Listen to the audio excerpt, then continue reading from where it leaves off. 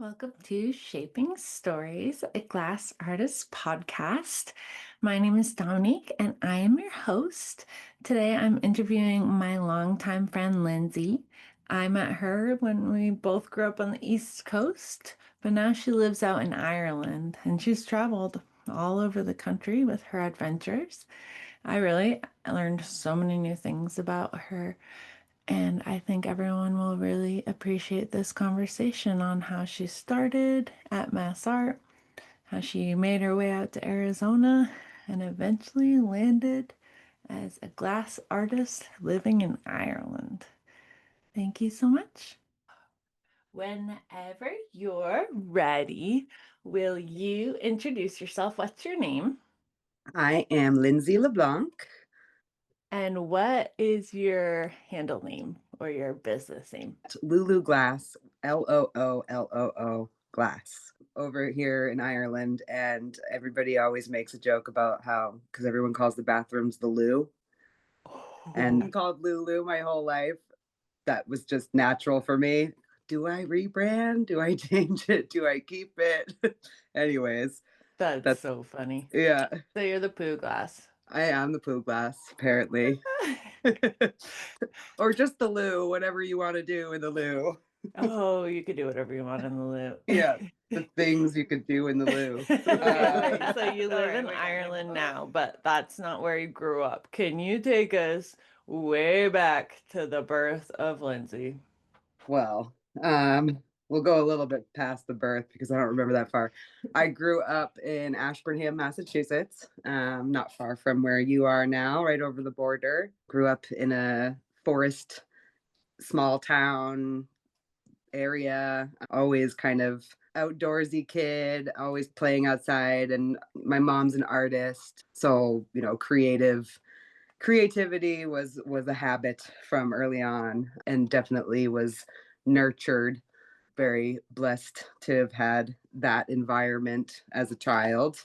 And I went to college right after high school to Mass Art for art. I didn't really know what I was going to be doing there. Class was an interest, but it wasn't necessarily the reason I chose a fine arts program. But when I got there, I just wanted to take a class in glassblowing, and I knew that it's hard to get in without sort of establishing glass as a major. So I ended up just declaring it as my major just so that I would get a seat in all of the classes. And, that first dip in the furnace, that was it. I haven't looked back for going on 17 years now. People always ask, like, oh, why did you get into glass, or how did you get into glass? And I'd be lying if I didn't say that I was, interested in making my own bongs as a teenager. Yeah. But the more I think about it, I realize that my mom always kind of, on her walks or like in her whatever creative exploration and the way that she decorates our house, there was always glass around. Like, she always, if she would find old bottles in the forest with weird little ecosystems in them, she would bring them home and put them on the shelf. Or, she collected milk glass and a lot of industrial glass, like insulators for light posts and, telephone poles. And so in hindsight now, I feel like that's a more realistic and practical explanation, because I've probably only made like 3 bongs in my life. What kind of art were you making in high school? I would just make anything out of whatever material that were around, like, I don't think I ever was honed in on one particular process. I mean, in high school, we had amazing art teachers, Mr. and Mrs. Barry. They're the best. They had a bunch of different projects, but were so open to experimentation. And I'd say the main focus was like fundamentals and drawing, how to draw. I don't even remember the Like language, to be figure honest with you. drawing and stuff? Figure drawing, like color theory, and color pencils versus charcoal, and how to compose an image. Or we Mm. did do some sculptural stuff. We did wire form sculptures, paper clay kind of sculptures. And art class was just where I always wanted to be. Whenever I could, it would be doing whatever I had to, whatever my homework was, happily. Was it a question that you were going to go to college for art? Were people surprised Yeah, or? actually, I was equally as immersed in the music, and I remember wanting to go that route, that or the art route. And I also remember thinking, I was a good student, but well, it all sort of explains itself now. I'm neurodivergent and have ADHD and was diagnosed 6 years ago. So I was a good student, but I didn't over exceed expectations of ticking the boxes, because unless I was interested in the class or the subject or whatever, then I would fly.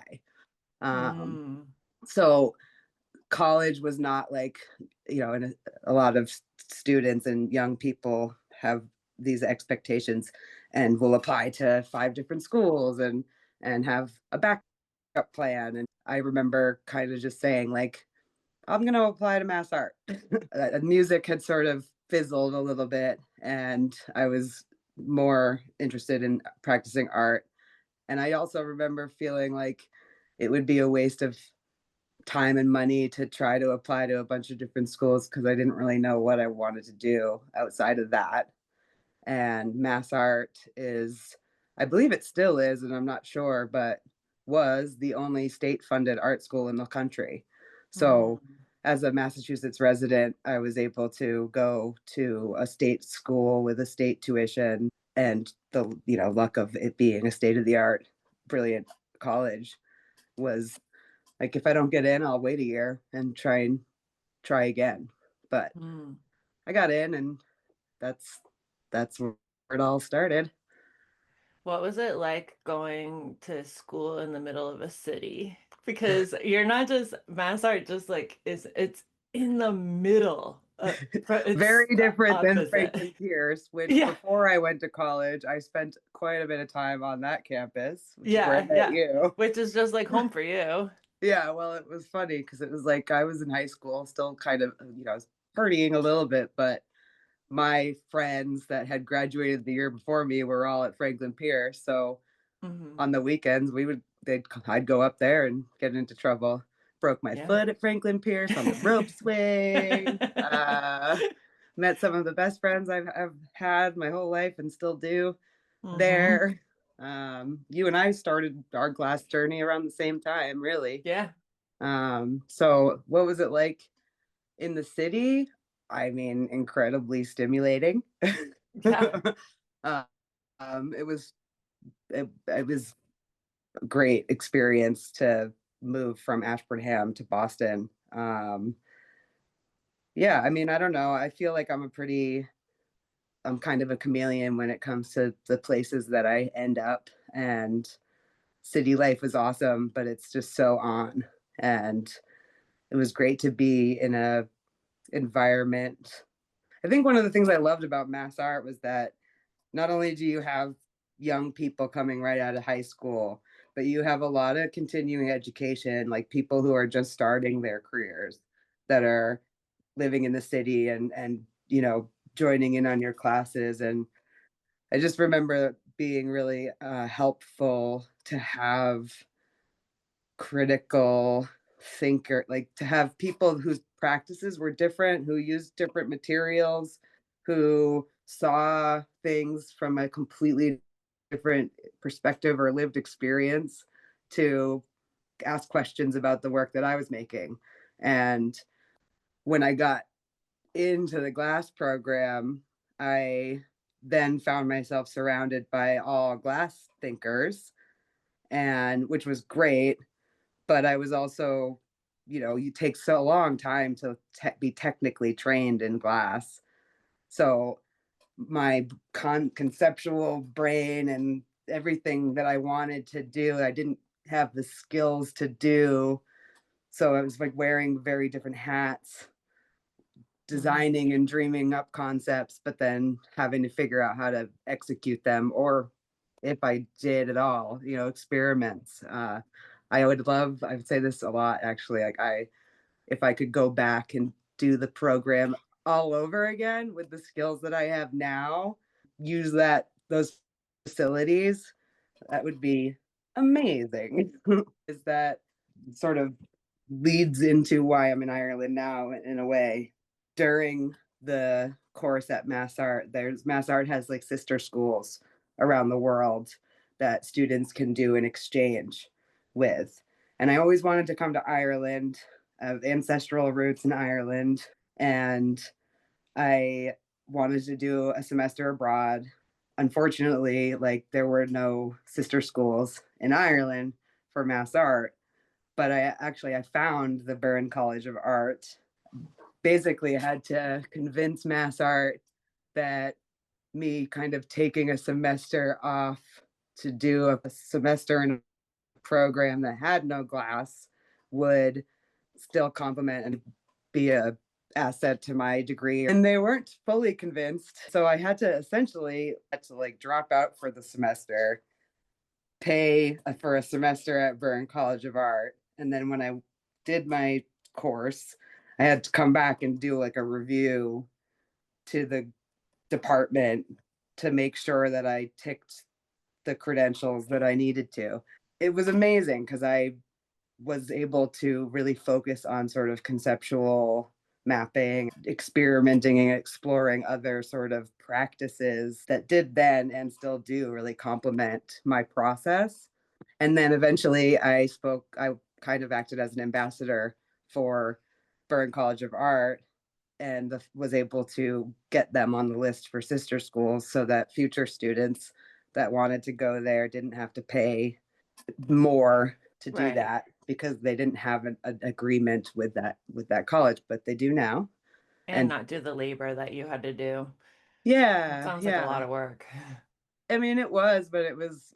I would again. I wouldn't take that back for the world. I live here now, and that was kind of the bridge that got me here. Several years later, I ended up getting an award from Byrne College of Art to do like an alumni residency. So it's a 3-month residency. And I proposed bringing a torch and a small kit basically and just producing work for an installation, see if they could sort of accommodate glass, which was great and it was successful. And I ended up applying for their master's program a couple years later and sort of fully moved the studio over because they gave me a space in their 3D lab. Not exactly like a public access kind of space, but the master's program there was it's a very self-guided. I call it more like a sabbatical, to be honest. There are mentors available, but the selling point for me is it's a 24-hour access art college. It's in a gorgeous setting. It's in like a 15th century castle in a very, very small village. And there's only like 30 students at a given time. And you have a massive studio space. And again, 24-hour access. So it was just, I'm a night owl. I was able to just like really play and sort of scale up and then again be in an environment with people from many different artistic backgrounds and disciplines to challenge the work that I was doing. So that was really nice.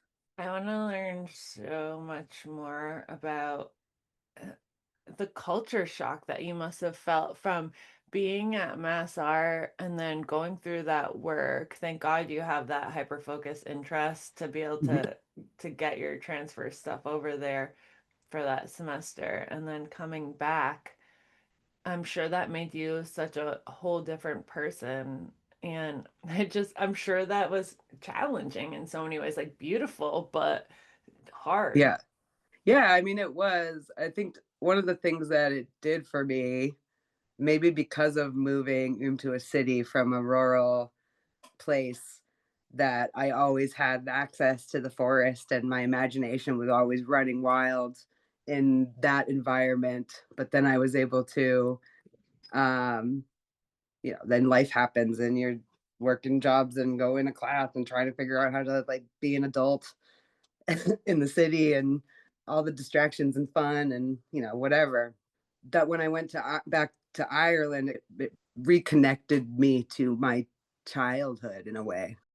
I was again exploring outside all the time and making walking and mountain climbing part of my practice, my research, my development. Because I had a mission, I was able to focus on integrating into the community, learning about the history of the place that I was in, going to the pubs. I wasn't 21 yet. Like I was in the pubs, drinking, playing music, singing with people, and I made friendships. And it was just a really positive experience in a very kind of welcoming small town, which I grew up in a similar environment. So it kind of grounded me and helped me navigate the next 2.5 years at Mass Art.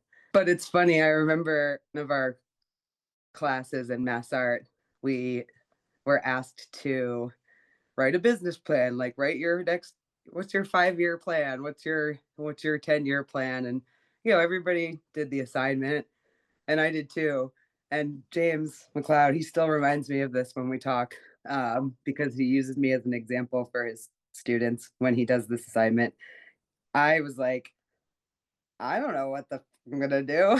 It's like chances are I'm gonna get a van and drive around the country for a few years. I'm 21 years old. Like, how do you leave art school and just like be an artist right out the bat without life experiences, without sort of for me, and again, this is like my practice, is like, how can I talk about something if I don't understand a perspective from somebody else or some other place, or experience life outside of this bubble? And I was involved in the music scene in Boston. I was working, or kind of volunteer but fun curatorial type project where we would do like live art at a music venue that doesn't exist anymore, but it was really amazing at the time. It was just, stars in my eyes about sort of traveling the country and following music around and just being in that creative environment and fun environment. And I ended up kind of jumping on the road to cook food at music festivals as a way to facilitate the adventure. So, long story short, I was like, my 5 year plan involves like disappearing off the map of existence for a few years so that I could sort my shit out and then figure out what I'm going to do with my life. But glass was always there along that journey. Anytime I would be moving through the country or traveling, or I would find opportunities to play with glass or find studios, or I'd meet other glass artists at festivals and build a network that way. And then eventually somebody sent me a call for a residency, for like an emerging artist residency in Tucson at the Sonoran Glass School. I hadn't been out to the desert yet. So I went out there and sort of got really immersed in the glass community in Arizona. I fell in love with the desert, eventually like relocated there. Over the 15 years from Mass Art to now, I've worked in various studios across the country, teaching make your own experiences or demos, or just assisting artists. I've done contracted work for other sculptors where I'll put a team together and make pieces in the hot shop. I didn't really even get into torch work until, like, I had always played around on the torch, but it wasn't until like 6 or 7 years in that I started torch work. I always kind of, even now, like, struggle with finding the balance between scale. I really push it on the torch, but again, like, everything's always kind of experimental and play at the same time, or else it's not, or else I don't do it. That was kind of a little tangent, but No, it was a perfect tangent. Can you tell us what your body of work was like when you left Mass Art? And then I know when you were in Arizona, you were like doing a lot of paid work, blow your own and stuff, but you also had your own body of work going. Can you tell us about how your body of work was at Mass Art and then how being like in the desert changed it a lot, right? mhm. Like, I've always had a flair for the dramatic. And at Mass Art, like, I was really still like installation. I like to push scale, whether that be making multiples of something or incorporating other materials. Always like a space sort of determine, like if I don't, I have to be in a space to sort of design what's going to happen within it. I know that changes, depending on the gig, right? My degree show at Mass Art was kind of like an immersive landscape, and I used plaster and glass and fabric, and I was like looking at like the way that I related sort of things on our like human experience, the body, and like things like skin folding or, very human things, and finding things that exist in nature and sort of playing with that connection that remind me, like if I'm flying over a landscape in Sedona or flying over the desert, you see mountains that are foldy, and I always look at that and say like, oh, that reminds me of like an arm fold or a belly or something. Geysers I was really into. So I just did this experiment with glass, sort of activating a landscape and tied it into that, which in hindsight now, I wish I could go back. I have the language now to sort of explain that, whereas and we didn't have chat GPT then.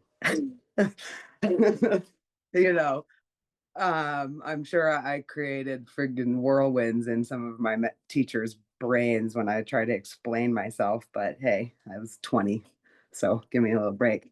Yeah. Then when I went out to the desert, was really, I mean, as a New Englander, the desert landscape and biome is so alien, um, yet it's incredibly diverse and hold just as much life as anywhere else, which I didn't. We always have an image of something in our head before we get there. And I remember feeling like, this isn't dead. This isn't like a desert. Like I can find water here, The Sonoran Desert is like the most live desert in the world. So that kind of explains it. But so I was interested in the plant life there and was making a lot of representational glass cactus and succulent gardens and things like that. And then kind of got sucked back into the festival world. Same cooking crew, but other side of the country. Was working to also bring art installations to music festivals. Would travel around a lot and work festivals, but then also began applying with a group to bring immersive experiences into music festivals, which sort of kind of gave me the tools that I needed for project management and like, understanding the reality of transportation and budget and trailers and for the scale that we were doing. Not everybody has to go big or go home. When you're proposing a experience to festivals like Electric Forest or Halloween, they're big production, so you can think big.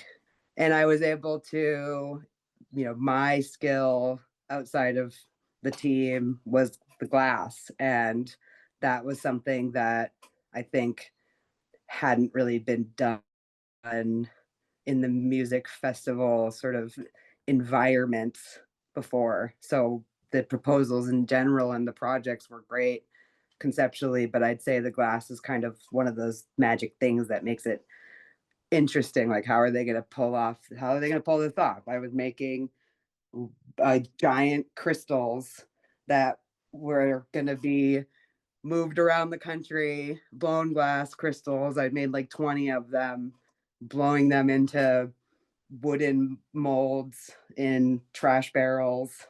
Like take 5 of us to make the pieces, just crazy. And then schlepping them around the country and installing them on DIY structures with lighting on elements underneath. But I'll tell you what, like to this day, I'm so amazed at the crowd psychology of fine art in like a party playground environment, because and lighting has a lot to do with it, but these things, 40,000 plus people would be interacting with these things. I couldn't be there all the time, and nothing ever broke. And it was like sometimes I would sit there at our installation and I would just watch people, like as like a voyeur of my own work, but not the artist, and would watch people really excited, like, probably on drugs, like most likely run up to this big giant glowing crystal out in the desert or whatever. And they'd be like, oh my God, and like go in to grab it. And then they'd touch it and they'd be like, it's glass. And it was like it policed itself, It was like once people realized the material, they were like, wait, what? Like I I can't touch this, you know. So, did you decide that you're tired of traveling? I mean, that lifestyle is not sustainable. Yeah, yeah. I mean, you can age pretty quickly in that way, Yeah, right? and you can watch a lot of people age really quickly, and you can lose people, and like Hmm. I I wouldn't change it for the world. And I think part of the reason that I am who I am, and I have empathy and understanding as well for people around the world, is like that experience of not really having much at all. I was like living very much off the map, kind of just driving around and cash gigs every weekend. I would be in every little corner of America, and you meet all of the people that make those corners exist and work, and sort of see the communities, but while also living in a fantasy and not really knowing how to reintegrate in a way, like knowing I have all of these skills. The festival installations, they don't pay well. We're not getting like big Live Nation stage builds. We're filling space and just want to be there and get it done so that we can party at the same time. Yeah, it wasn't sustainable, and there was a lot of dark moments and hard moments with people and places and friendships, and you're very close to very alternative lifestyle people. That being said, like there's also a no judgment zone, and I really appreciated that. And like we would say we were in a Oakland or somewhere and we needed some extra hands, like we would pick up people on the side of the street and be like, you want to work this weekend? And you can do whatever you want in this environment, just wash the dishes and let's hang out. And as much as some of the stories I have don't end well in that world, I've also have a few of people that didn't fit in the world that found a purpose in that world and aren't drug addicts anymore and had a space to be an artist and be themselves and are actually living that lifestyle now. So, it was a really positive experience, but I've always wanted to. I knew it wasn't going to be permanent, and I'm glad that it wasn't. If that, I think that maybe that gave you some freedom too, right? Because nobody's judging, it gives you freedom in like your capacity for like creating in your mind, I guess. and Because it's also hard to maybe make like an glass, but outlet, right? Like I didn't with ADHD and not knowing or not having the tools. There were so many times where I'm like, why? Like, I don't. Why is it so hard for me to have a normal person schedule? Or this job is really freaking boring, and I'm out. Being on the road, it was like I was always had a job. I always had a job to do, whether it was conventional or not. I had food and a car and a little weird dysfunctional family all the time. So it was like, oh, I can do this. And if I screw up, like it's not that big of a deal because we're all screwed up. can you talk a little bit more about your ADHD diagnosis? And I think that's because you're neurodivergent. You don't necessarily fit into the normal society box. So you had to find Yeah. your own route, right? Yeah, I mean, that's yes, exactly what I was getting at, and I still have those challenges and, really felt that when I went back to school. Just the very black and white sort of framework that is academia. This time it was on me. It was my mission. Not that it wasn't before, but I still wonder if I should have gone to school right after high school or go to school right after high school because that's what you're told to do. American middle class or society says go to college if you're privileged enough to do that. And I was. But I prepared for the dedication or I did it. I had a great time.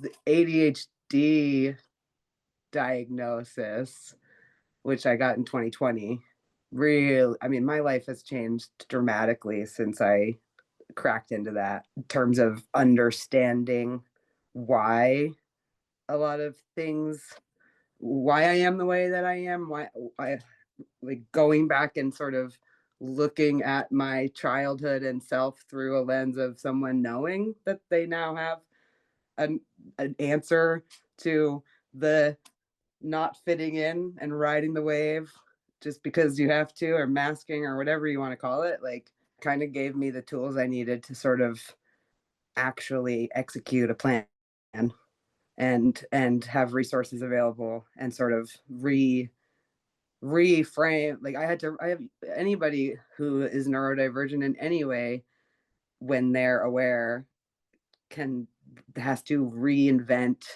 a process around living.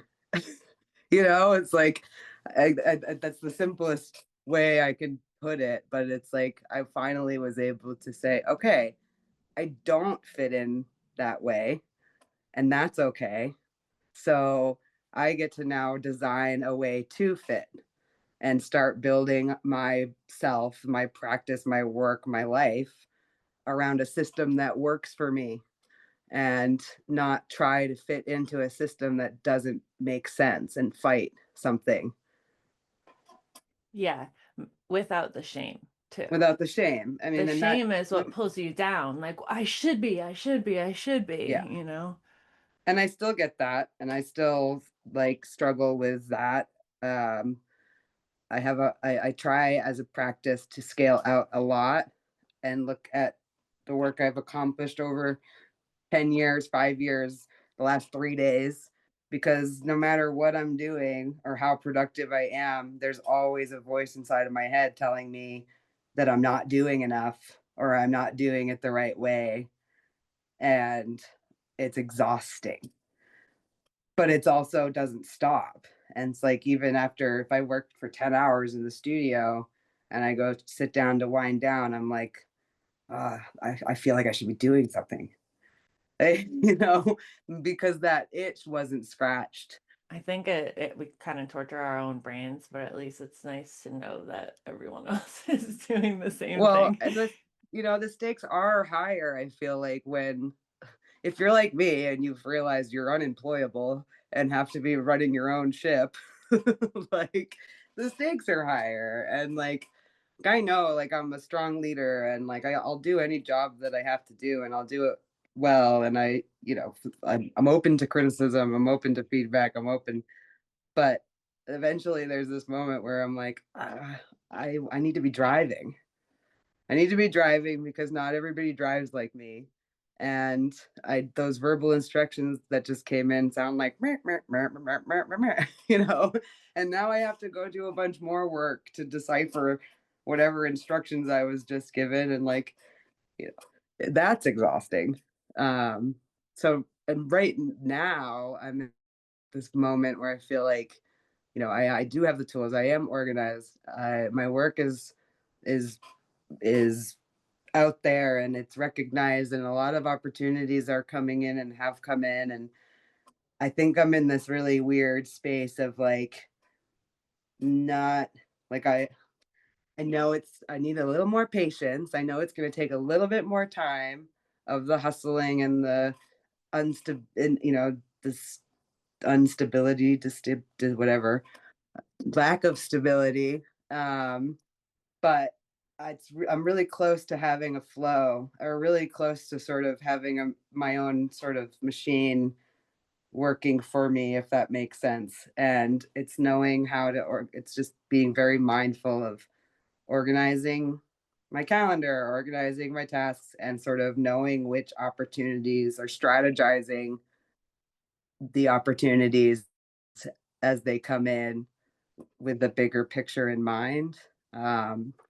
Which now let's like throw in the immigration and living in a different country side of starting a career somewhere else and learning a whole new system, um, which is where I'm at now. But in Ireland, there's it feels better because there's a lot more support in Ireland for artists, where you're not.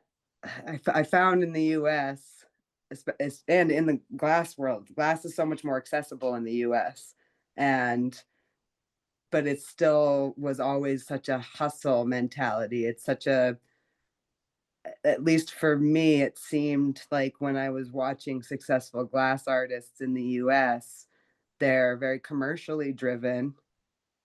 And like that was never my practice. Like I have a hard time sitting at the torch and banging out 50 pendants, or my when I make one pendant, I say, oh, that squiggle's really cool. I bet if I turn that squiggle into this, it'll look like a branch, and then that branch then turns into a something else. And I just kind of needed to explore that a little bit. Like, why don't I'm not good at producing in a hustle mentality. I'm better at hustling in a community space.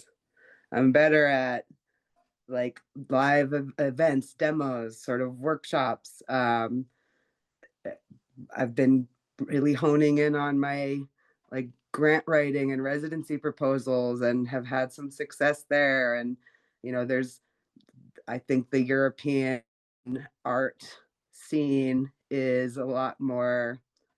There's just a lot of opportunities, and it's I don't have to rely entirely on products to keep the engine going, because while I'm making products for 15%, 20% of my income stream or whatever, I've got teaching gigs, or because of my master's was a ecology and art mix, I've been invited for paid presentations at universities, and sort of really nurturing the conceptual fuddy-duddy fine art thing, which is interesting, right? Because it seems like such a almost counterintuitive lane for someone that struggles with organization and articulation sometimes. But that that sort of focus in that world has paired with my life experience over the last 15 years, I think has kind of developed into something that people are interested in. Um, and I don't think that I've lost like my strange, weird nature, or voice. So I'm enjoying sort of dipping in and out of those worlds. And there's glass is also not there's an amazing rich culture of glass here. But and we could get into that here in a second a little bit more, but it's not like I have made a name for myself in Ireland as a glass artist, which I struggled to do in the US. And I think that's because it's not as common to see glass in an installation, or the fine art world here, particularly Ireland. I mean, I'm not speaking for other countries, Italy, Germany. I know there's glass everywhere. It's been really nice to sort of start learning about all of those places and those things, but it's still a zeitgeist new sort of material in the fine art world. The craft and fine art separation in Ireland there's it seems easier for an artist than it is for a craftsperson. Most neurodivergent people can't force themselves to function within a 9 to 5. We all kind of flow with our own rhythm. You're finding a way in your adulthood to create a lifestyle where you can really hyper focus in maybe all night long on something. Yeah, and I think like the for me the quality of life here is easier, the more socialist minded or structured government and country. There's, people will say, oh, the taxes are so high, but it's like, well, okay, but you never have to pay to go to the hospital. I don't have the anxiety of the reality that I could be financially ruined by an accident or whatever. I mean, there are other elements, and everywhere has their pros and their cons, and um but for me it's I'm back in a rural landscape. I feel pretty acclimated. I feel adjusted. It's always a roller coaster of what's next. I'm just under 3 years out of naturalizing and having dual citizenship. And once I do, I'll be able to operate my own business here and vote here. And been like 16 years of a dream that I now, because of the master's program, was able to sort of get my foot back in the door and start taking off those boxes. Because once I'm an Irish citizen, I can then work and live in any European Union country, which means teaching workshops abroad, and just kind of opens up the doors in an easier way than going somewhere on a tourist visa and pretending I'm not teaching a workshop. I want to legitimize everything. I'm kind of sick of skirting by and hustling. I want to see the results of the work that I'm doing. I want to pay the taxes. I want to be recognized. For me, that was like impossible in the US. You only talked for like 1 minute about your master's program. So can you tell us a little bit about that? Master's program. Basically, I didn't even really imagine that an art ecology program existed when I decided to go back to school. I just wanted to go back to the burn. I wanted to bring my studio. I wanted to, in my idealistic mind, I was feeling like a small fish in a big pond, a big sea of glass blowers. I needed a I needed a smaller pond to explore at my own pace and rate.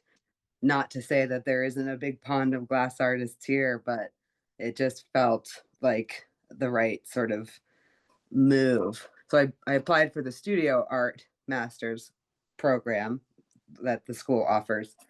And then in the first semester, some of the classes were merged with studio art and art ecology, and just started getting into it. And a lot of my colleagues that were taking the program based on the work that I was making right off the bat were like, why aren't you doing art and ecology? It seems like a silly not to, because the theories that you're bringing to the table, the research that you're doing is very much art and ecology.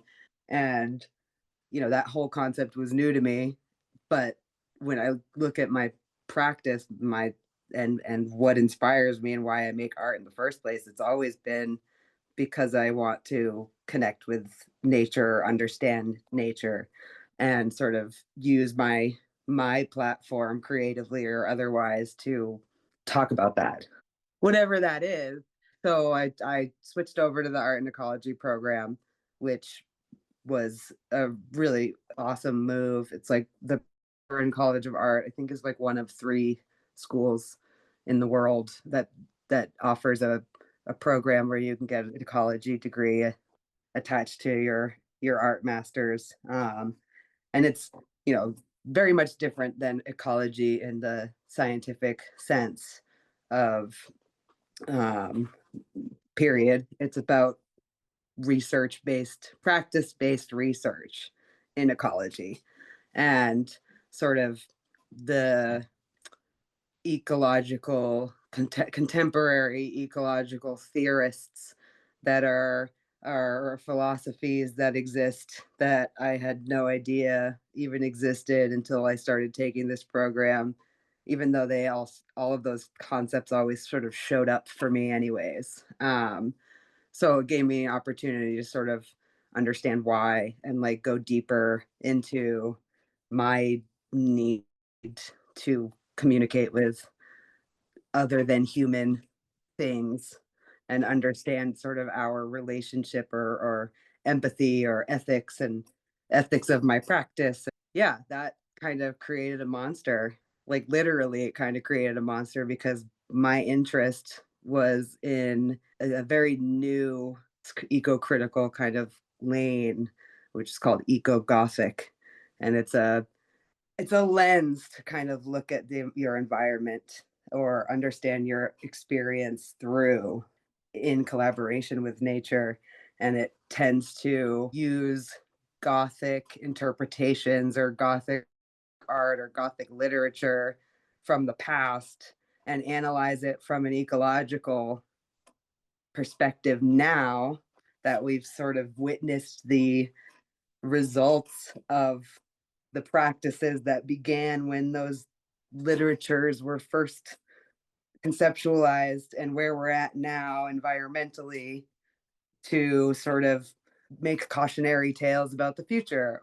That's one way to look at it. But so that kind of created a wormhole for me of research, and I started looking into sort of how I could tell histories from like a botanical landscape. There's not enough time in a week or a month for me to pew pew pew all of the different rabbit holes that this could go into, but I was really leading into like a eco horror aesthetic, but backed by critical analysis of eco horror and eco gothic. There are texts that people have written about fear and nature, and it analyzes movies like The Happening or Gaia or The Last of Us and says, like, why are these monsters the plants? Or are the monsters the plants? Or are the plants just a vessel to point out the monster, which might be industry, which might be mental health, which might be, you know, all of these human problems that the solution or the answer is nature coming, taking back or reclaiming. And I just found that a really interesting and fun landscape to create narrative based immersive experiences. And glass, because it has the ability to like freeze organic movement in time and activate a space, I was able to use glass as the animator, as the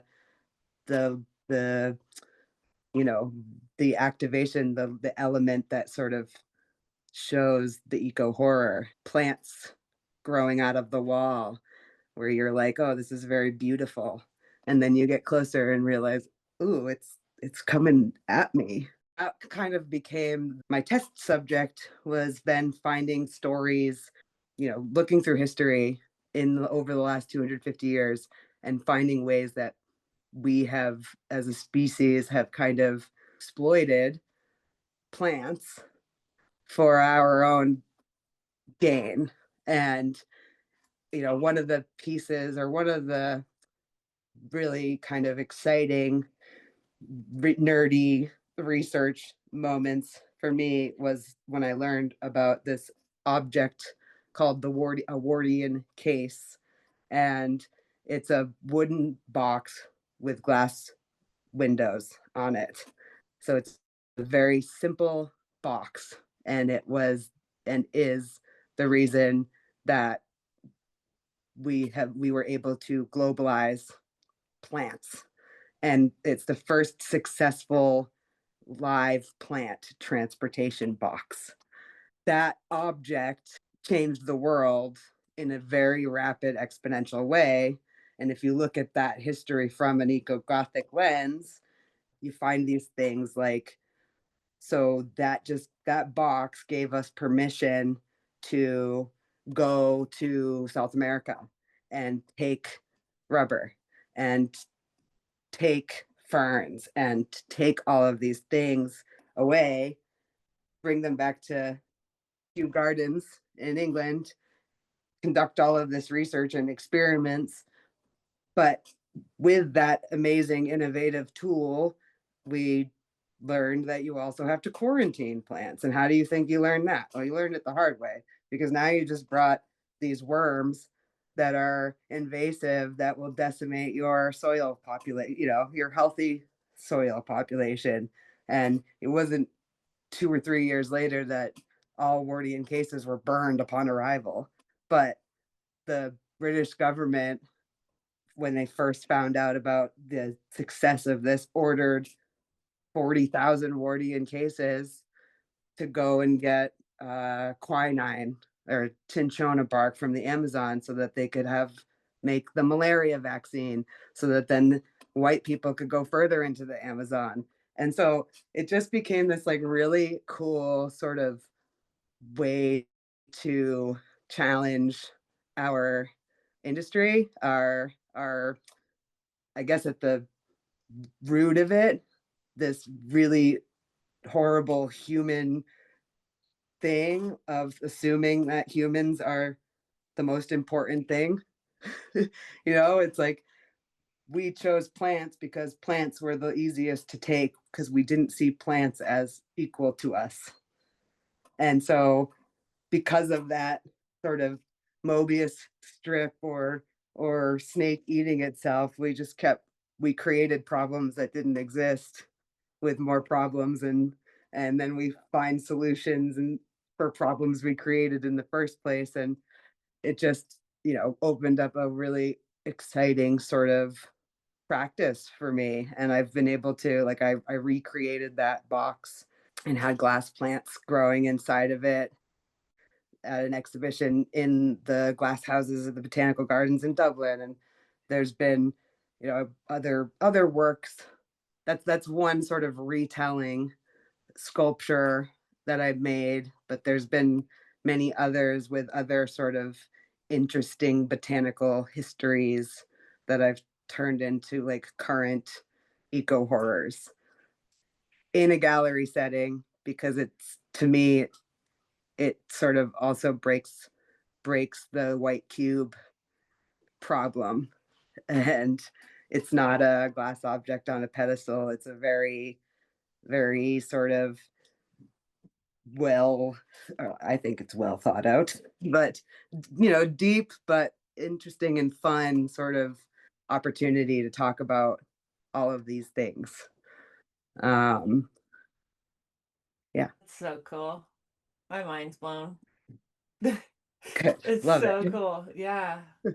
Yeah. I've retold like the yellow wallpaper story, the Gothic story of the yellow wallpaper, but I did it with all journals of the Gardener's Chronicle as the wallpaper, and like made a sitting room where all the books were coming alive with plants and the chair was coming alive with plants, because it was like, that story is about the descent into madness. And so, I just like to push those kind of fun stories, but in a more eco-critically minded way that I feel like is, we all have like extractive processes in our practice and in our lives that you can sort of go around like a chicken with your head cut off, trying to to make changes on a really small scale to feel good about yourself and the way that you treat the environment. But I think sometimes you can also use those extractive processes to reach a wider audience with the the the purpose, the message, the story. Then it's a better use of your time and materials and process to to spread information that way, or at least start a conversation. Yeah, and spreading it through storytelling and like bringing out strong emotions, like, oh, that's creepy, or oh, Yeah, that's visceral pretty. fear. Yeah. The gothic stories are like all of this stuff was happening that nobody had real answers. Nobody knew what the results of all of these things was going to be, or like whether that's industry or even wallpaper production, which I can go into in a second. Just but people would get sick and nobody would know why, and so there were always these gothic monsters inside of us that nobody had an answer to, and nature would be easy an easy unknown. Nature's always been the unknown sort of experience that may or may not have been causing those monsters to exist. And so it's like a really, it's just a big, scary world out there. But the wallpaper thing, like one installation that I did, Witch Fever, I called it. And basically, William Morris, the wallpaper designer, it's like very famous Victorian wallpaper that you'll see everywhere. Basically, there's shield green. The history of the color green that was poison. It was arsenic. It takes arsenic and copper to create this color. So back in the day when the copper mines were full in production in the Industrial Revolution, William Morris was making shield green wallpaper, and it was, if anybody of society had this green wallpaper, including Queen Victoria herself. And then some people started correlating a mysterious illness to the color green because people who wore shield green dresses, or there were cartoonists putting out things in the newspaper about like this green monster. And but it was so trendy that nobody paid attention, or everybody wrote it off.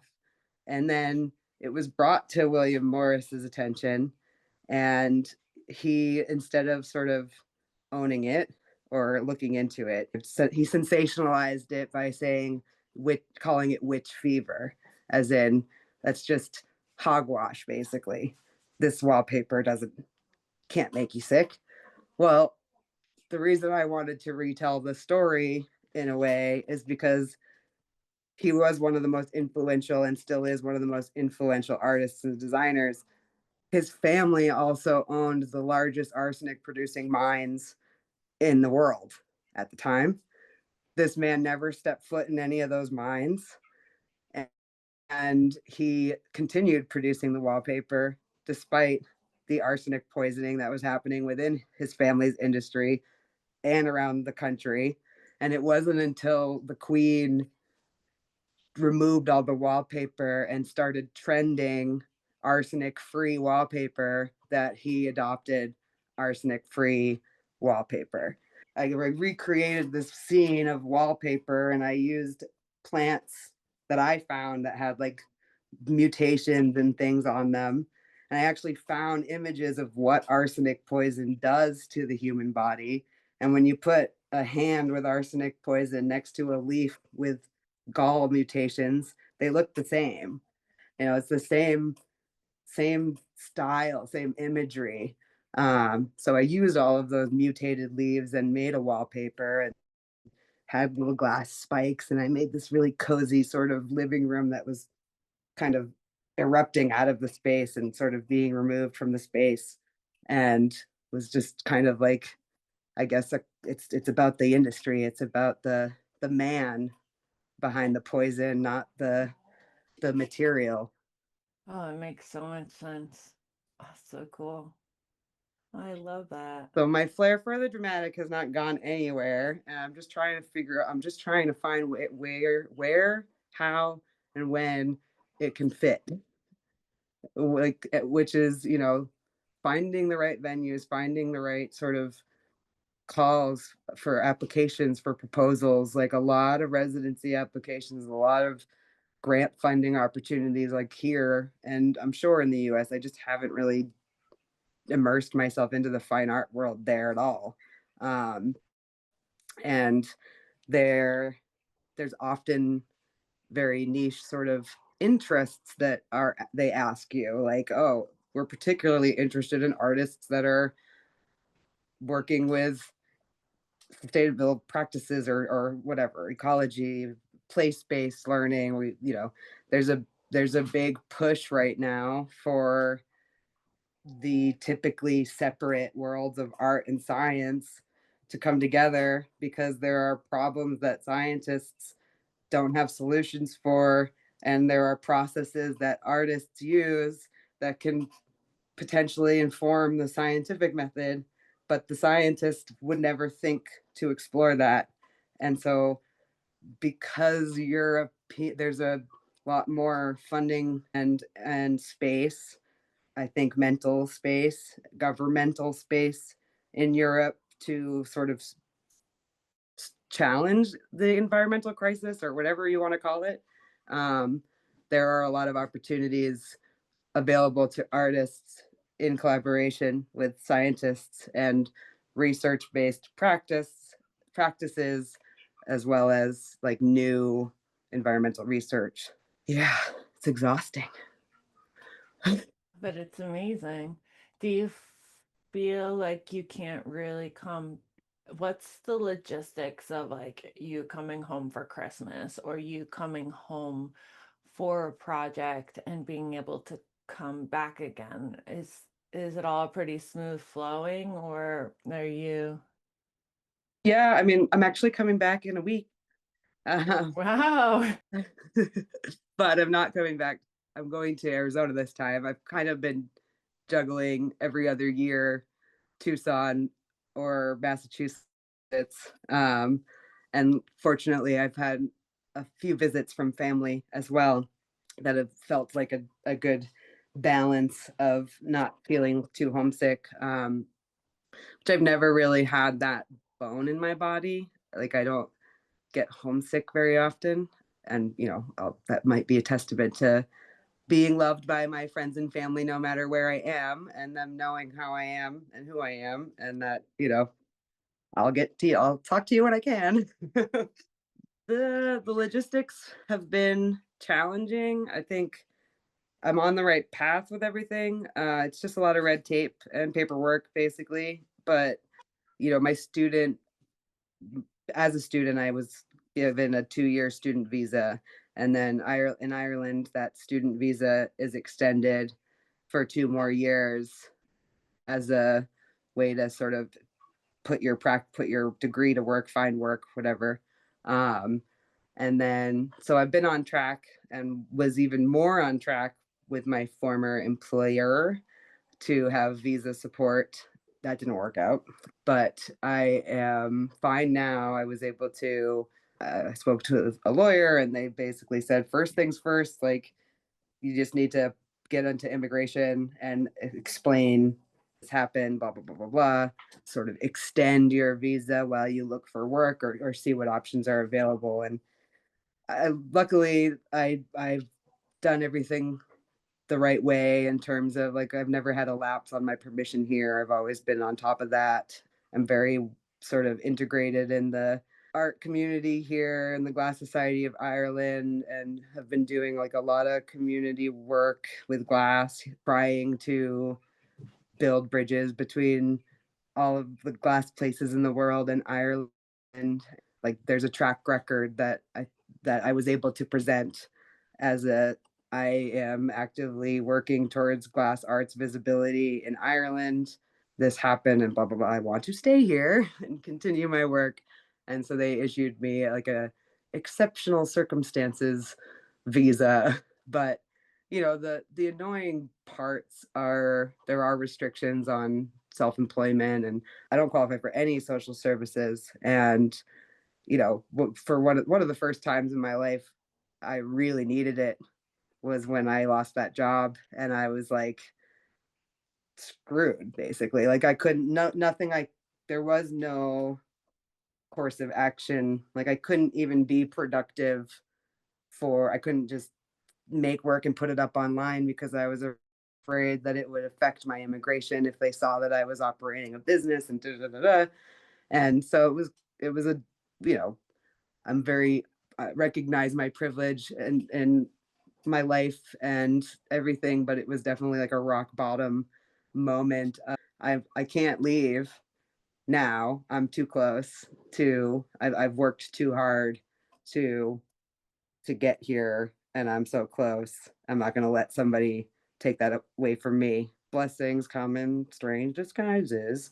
As hard as that was, it also sort of immediately sort of opened up a lot of other opportunities, and have found a lot of support from the glass community here that I didn't really know I had until I reached out about participating more because I had the time to shift gears, and that has created more exhibitions, and I have people now that are really like helping me get set up.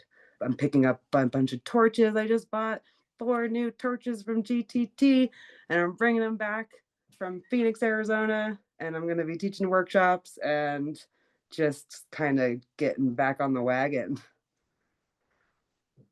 Congratulations, huh? Yeah, I'm just hemorrhaging money that I don't have, but you know what?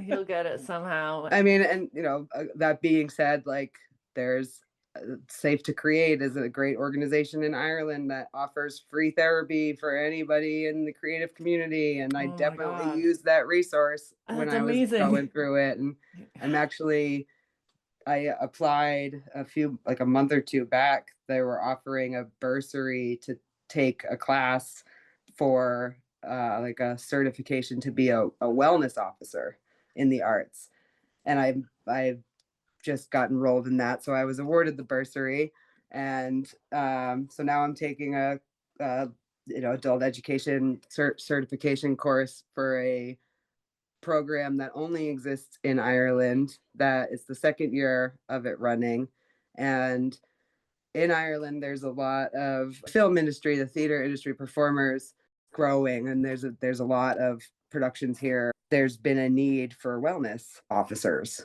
and it's something that I believe. I mean, it has for me in any almost any studio I've ever worked in, what good or bad, that would have been really nice to have somebody that has the tools to help somebody find resources if they're going to lose their shit or if they're being abused or if they're being harassed or whatever, if they're being taken advantage of. So there's a whole new job role happening here that will have an officer at production sites, on film sets, in events. It's kind of cool to be, I'm in the second round of people that will have the certification to do that kind of work, which would be a gig type opportunity. If when Wednesday shoots season 3, they need because they shoot it in Ireland and they need a wellness officer, like I can throw my name in the hat. And with my experience with they who must not be named, I think that I'm in a really good position to sort of get these tools, set myself up for awareness and success, and so that I can also help other people, especially immigrant. Not a lot of people know how to help me here, even when it comes to the nuances of my immigration status, because I'm an artist. And so, like, a lot of these rules are in place that don't sort of factor in freelancers and art roles and all the volunteer stuff that I do. And it's just so I'm hoping that I can sort of understand the system a little bit better and be able to help other people with these problems and solutions. That's so cool. And kind of give back because clearly the systems are working for you. It's hard, but like Yeah. it seems like they have it headed in the right direction. So, Yeah, and it's been refreshing to hear other people sort of why they're like, why are you taking this class, and what's your background? And for 15, 20 people that are all in very different areas of arts, we all have the same issues. We all said the same concerns or curiosities, and I think that's very much global, not just here. It just seems like here Ireland is small but mighty. It's a small country, but there are a lot of people here that are doing some amazing stuff. And I think the government is doing some pretty amazing work. Like there's a basic income for the artists here. You literally get paid 300 $400 a week or euro a week from the government because you're an artist. And they did a scheme, like a pilot scheme last year, to see if it would work and how it would work. And for every dollar that was given to an artist, the government got $1.30 back, which is a huge, huge return when you think of it. So they just passed that again, like, to be permanent. And I can't wait to qualify in 3 years. That's amazing. Yeah. And it's like those little experiments, but like think about what other industry does that. That's We consume it important. every day, and yet Right. there's still a gloss over the fact that most artists are constantly struggling and don't even have a chance because of life and because of fitting into a system that wasn't made for them, even though it is art that actually sustains people. Oh yeah.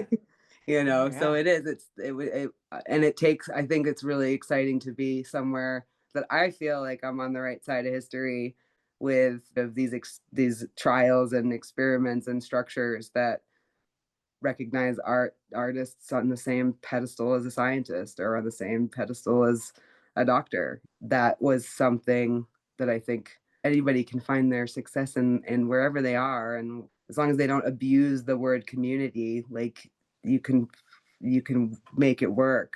But there's a little extra here for making sure that everybody's contributing to the artistic community. It makes me feel like it, it just fits better, maybe ethically, or feel like I have a better chance at relieving some of the pressures of life in order to focus on what I'm good at, and growing without that noise in the back of my head or worry in the back of my head always. There's always 100 of those anyways.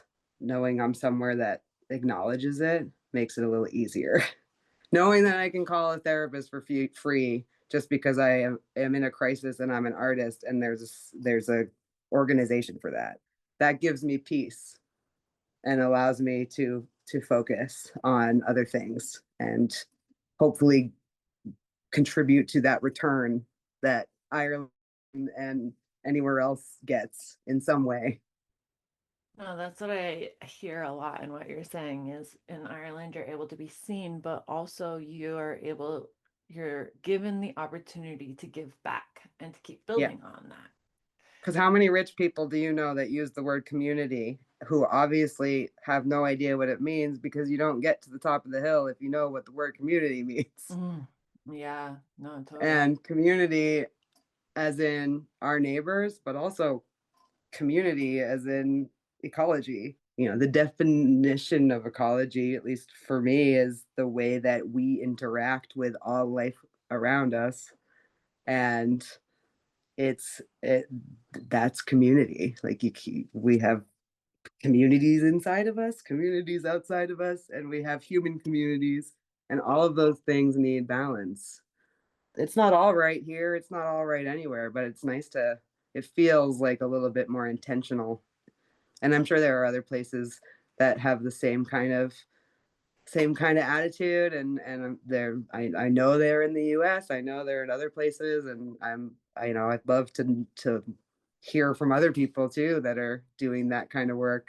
For me, like, glass will always be the driver because I'm obsessed with it and I love it, but I'm not a purist in that sense. Yeah. For the pressure being on, do you have final words of wisdom? Like, what would you tell people, maybe if they're just getting out of school and they don't know their place? Or what do you feel like you could pass on as strength and positivity to people that maybe are hoping to follow down a path like where you're finding yourself in? Gosh, well, that path is not linear, and I think I won't tell anybody what they coulda, woulda, shoulda do. Yeah, I don't know. I guess that the path is not linear, and I don't think that we get into this world of art and we shouldn't be surprised at the twists and turns. But I don't know, try everything a little if you can. Like, it's hard for me to imagine giving individuals advice, right? Because it's like I don't know what other people have in their pocket, whether that's tools or money or anything. But just check in with your younger self a lot, because I think I found that as much as we try to move away from that version of ourselves, like that version of ourselves has so much that if we revisit can help sort of remind it helps with the framework of where you are today. And 5 6 years go by and you're going job to job and you're spending all your money on glass tools and lessons, and finding it really hard to move forward. Like, try to think about what the little kid wanted to play with that was you, and see if that can sort of inspire. Find resources outside of what you think, see what sort of I scan calls for art all around the world. And sometimes it just inspires what I'm going to make in the studio the next day, because it's easy to get into a echo chamber and tunnel vision in just the glass community. There are so many amazing artists out there who have, if you take yourself out of your material and see the bigger picture, or see what other people are doing, questions that people are asking, and opportunities, then we don't have to just be a glass artist, but there's room for glass in all of those other worlds. And I think that that's something that I've sort of really leaned into in the last 16 years. And also, don't go to grad school right after undergrad. Like, that's just one little nugget that I found, is that, and maybe do. I don't know your situation, but give yourself some time to figure out the voice that you want to have and what sort of inspires you to make art in the first place. And yeah, I don't know if anybody listening to this wants to reach out, ask me questions, or talk about anything, or tell me their story, like, I'm open to it. And will you tell them all once more where to find you on the interwebs? Send me a message. Instagram is probably the easiest, and it's Lulu Glass, LOO Glass, not to be confused with the Lou. Or you can email me at luluglass@gmail.com. And my winter goal is to have luluglass.com fully up and running, but right now it's just a contact form, so you can find me there too. Perfect. Yes. Thank you so much. Yay, this was fun. That was so good. Thank you so much for listening to this podcast episode. Once more, my name is Dominique, and if you can support me at Dominique Casey Glass on Instagram, you can find my Shaping Stories pod on Instagram and Facebook. Also, please make sure to support Lindsay and follow her adventures for what she has next in store. Thanks so much for her time. And if you have any questions, feel free to leave a comment. Please share with your friends. If you have anyone that you think I should interview, please send me over an email to dom@terrapinglass.com. I really appreciate y'all.